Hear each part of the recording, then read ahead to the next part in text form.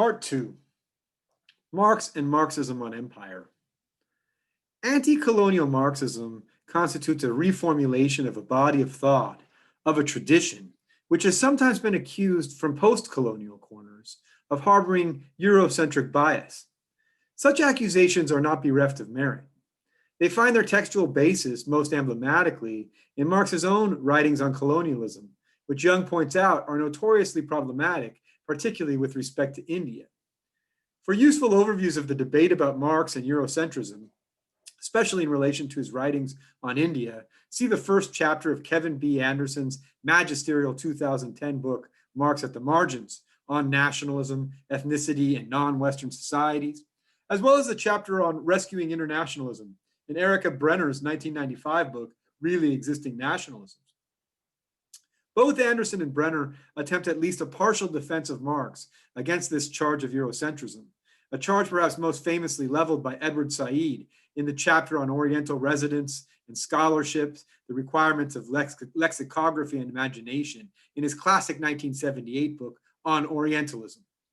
Though a perhaps more damning and profound assault on Marxist universalism as inherently Eurocentric can be found in the article Universalism and Belonging in the Logic of Capital, originally included as a chapter in Dipesh Chakrabarty's widely touted 2000 book, Provincializing Europe. There is no doubt that Marx's own views on imperialism and or colonialism were decidedly more ambivalent and ambiguous than those of Lenin, much less those of Mao or Fanon. And in striking contrast to such later Marxists, Marx himself nowhere offers any emancipatory program specifically for colonial revolution.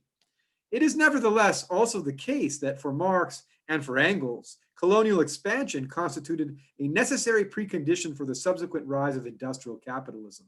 In Young's words, it was colonial expansion which enabled the bourgeoisie to accumulate enough capital to revolutionize the whole economic and social system on a global scale, an observation which would later be developed into world system theory. As Marx put the point most eloquently in Volume 1 of Capital, first published in 1867, towards the very end, in chapter 31 on the genesis of the industrial capitalist, quote, "The discovery of gold and silver in America, the extirpation, enslavement, and entombment in mines of the aboriginal population, the beginnings of the conquest and looting of the East Indies, the turning of Africa into a warren for the commercial hunting of blackskins, signalized the rosy dawn of the era of capitalist production. These idyllic proceedings are the chief moments of primitive accumulation." As such, Marx saw capitalism and imperialism to be intimately intertwined. At the root of his ambivalence was his wholehearted commitment to socialist revolution, coupled with his conviction that the path to socialism had necessarily to pass through the transition to industrial capitalism first. To the extent that colonial conquest could be viewed as clearing the way for the subsequent development of capitalism, in other words, to the extent that colonialism could be seen as a necessary instrument for the introduction of modernity, for Marx, colonialism could be considered as a part of a dialectical unfolding. This despite the despicable brutality involved, which Marx was always careful to document in meticulous detail. As Marx would infamously argue in an 1853 article written for the New York Daily Tribune on the British rule in India, quote, "England, it is true, in causing a social revolution in Hindustan, was actuated only by the vilest interests and was stupid in her manner of enforcing them. But that is not the question. The question is, can mankind fulfill its destiny without a fundamental revolution in the social state of Asia? If not, whatever may have been the crimes of England, she was the unconscious tool of history in bringing about that revolution." As Young puts the point, colonialism, therefore, for Marx, was fiercely dialectical, both a ruthless system of economic exploitation and a significant positive move towards a utopian future. It is perhaps worth noting in this regard that there is considerable evidence that towards the end of his life, Marx had begun to contemplate the possibility that there could be multiple paths towards socialism. Indeed, that in some circumstances, it might be possible to arrive at socialism without having to make the painful transition to industrial capitalism first. To this end, Kevin Anderson has emphasized that in his correspondence with the Russian exile Vera Zasulich and elsewhere, Marx began to suggest that agrarian Russia's communal villages could be a starting point for a socialist transformation, one that might avoid the brutal process of the primitive accumulation of capital. The consequences for his earlier ambivalence towards colonialism would seem clear. the notion of dialectical necessity need no longer be countenanced, much less maintained. And yet, Marx's correspondence late in life with Vera Zasulich would remain much less well known, much less influential than the more mechanistic, developmentalist, and teleological line of argument that he and Engels had sketched in their early work, most emblematically in the 1848 Communist Manifesto. And so the ambivalent chord that they struck towards colonialism would become an important part of the inheritance of the Marxist tradition, destined to be fought out in the extended discussions of the Second International and left unresolved.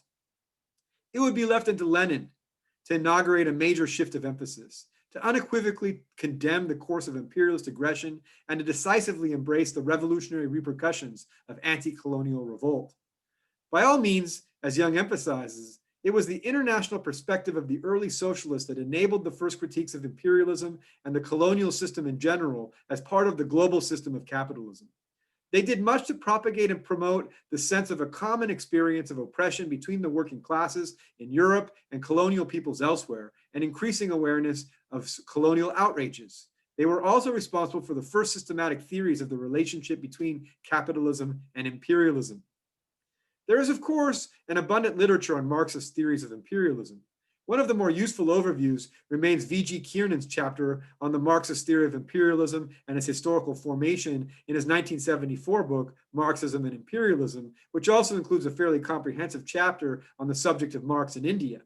There is also Anthony Brewer's important contribution from 1980, Marxist Theories of Imperialism, which surveys a wide variety of Marxist-inspired theories in a relatively systematic way. More recently, in 2017, Murray Noonan published a more up-to-date survey of the terrain in a book similarly titled Marxist Theories of Imperialism, A History. Finally, there is the noteworthy effort to reconstruct Marx's own views on the subject, taken up by Lucia Pradella, for example, in her 2013 article, Imperialism and Capitalist Development in Marx's Capital, which you can find among the supplementary readings on the course guide. Needless to say, there are many Marxist theories of imperialism, way too many to review in the short time we have here. Young succinctly simplifies and summarizes these theories as, broadly speaking, sharing the assumptions that imperialism was a product of finance capitalism and the circulation of commodities, driven by the tendency of the rate of profit to fall and the consequent need to incorporate more and more markets involving unequal power relations and interaction of countries with very different dominant modes of production. Young further provides a relatively cogent heuristic by dividing Marxist theories of imperialism up between classical and dependency or world system kinds. This split, he claims, was really initiated by the differences between Lenin and Kautsky, who clashed on many things, though Young also insists that these two main varieties of Marxist theory are in no substantial way contradictory. According to Young, the first Leninist theory sees imperialism as a particular stage of capitalism marked by intense rivalry between centers of capital, particularly after they have run out of space for geographical expansion. By contrast, Young continues, the second general theory of imperialism in Marxist theory, following Kautsky and later elaborated by the so-called dependency theorist Andre Gunder Frank, sees imperialism as the relation of domination and exploitation characterized by a world system of developed and underdeveloped economies in which the latter, far from being developing, are essentially static or even forced into decline. Young goes on to note that this latter version of the Marxist view of imperialism as an unequal dialectic of center and periphery has been widely accepted by post-colonial critics, who tend to use the term imperialism not in Lenin's historical sense, but in the more everyday use of international relations of dominance and exploitation. For the world system version of Marxist theory, an agonistic antagonism is posited between advanced and underdeveloped regions of the world, between so-called center and periphery, that is, between the torn halves of imperialism. Young proceeds to point out, most insightfully, that if we consider the historical role of Marxism itself, the story of a similar structural relation emerges, one in which if the center changes the periphery, then the periphery also transforms the center.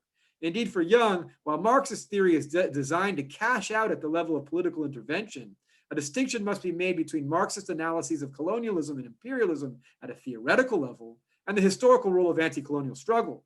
What's more, he continues, from a Marxist perspective, anti-colonialism and anti-imperialism have always formed part of the more general struggle against the system of global capitalism. By contrast, he notes, from an anti-colonial perspective, however, Marxism formed part of a particular struggle against colonialism and could be combined with and adapted to other resources, in particular nationalism. And finally, Young further emphasizes that although this came to prominence in the liberation struggles of the 1950s and 1960s, the relation of Marxism to nationalism had been central to Marxist positions on colonialism from the first. Which brings us to a crucial question for Marxism. Indeed, for Young, perhaps the question for Marxism, which he claims remains in a sense its question even up to the present day, namely whether to ally itself to nationalist movements or work separately from them. In terms of political strategy and practice, Young concludes, the difficult question for Marxism has always been how far it should ally itself to individual nationalist struggles, struggles which it regards, at the end of the day, as fundamentally bourgeois. One of the central theses, indeed arguably the central thesis, of anti-colonial liberation theory, or tricontinental Marxism, was to identify exploited nations as proletarian peoples. Such identification would be most forcibly embodied in Mao's and Che Guevara's global campaign against imperialism, even if Guevara in particular spoke not in the name of a particular nation or people, but like Fanon internationally in the name of the wretched of the earth. The centrality of the figure of Mao on the contours and content of anti-colonial liberation theory can hardly be overestimated. As Young cogently summarizes, the success of the communists in China in 1949 had a similar kind of effect in colonial countries that the Bolshevik Revolution had had in Europe. For the first time, a non-white, formerly semi-colonized country achieved an independent communist government through a military campaign. National liberation and socialist revolution had been brought together. The success of Mao Zedong, and after many years of struggle against both the nationalists and the Japanese, put new energy and resources into anti-colonial struggles in Indochina, particularly in Vietnam. Furthermore, Young continues by emphasizing the development of Mao's form of Chinese communism, rooted in the revolutionary potential of the peasantry, rather than the urban proletariat, was to have a profound effect on tricontinental nationalism on the left. For the first time, here was a Marxism in power that had been reconstructed in response to the realities of tricontinental societies. No longer would communists only have one official model, which had to be applied in contexts to which it bore little relation. And so we come to the curious convergence of Marxism and nationalism in the anti-colonial liberation tradition. With that, we'll take another break.